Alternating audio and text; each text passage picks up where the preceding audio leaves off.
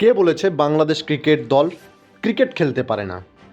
বন্ধুরা, ওয়েস্ট ইন্ডিজের বিরুদ্ধে 2টা টেস্ট ম্যাচ, যদিও তারা প্রথম টেস্ট ম্যাচটা হেরে গিয়েছে ওয়েস্ট ইন্ডিজের বিরুদ্ধে, কিন্তু দ্বিতীয় টেস্ট ম্যাচে বাংলাদেশ তারা দেখালো যে তারাও ক্রিকেট খেলতে পারে।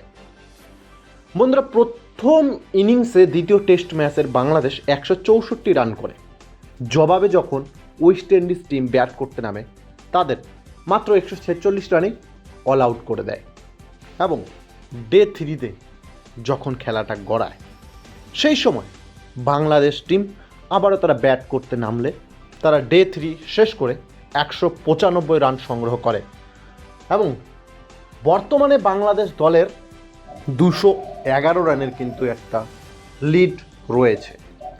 অর্থাৎ বর্তমানে 211 রানের লিড নিয়েছে বাংলাদেশ দল ওয়েস্ট ইন্ডিজের বিরুদ্ধে এবং তাদের হাতে এখনও 5টা উইকেট রয়েছে। বন্ধুরা, বাংলাদেশ ক্রিকেট দল খেলতে পারে যদি তারা একটু ভালো মতো প্রিপেয়ারভাবে ক্রিকেটটা খেলে, তারা একটু ধৈর্য ধরে ক্রিকেটটা খেলে, তাহলেই তারা কিন্তু দুর্দান্ত ক্রিকেট খেলতে পারে, যেটা আমরা তাদের দ্বিতীয় টেস্ট ম্যাচে দেখতে পাচ্ছি।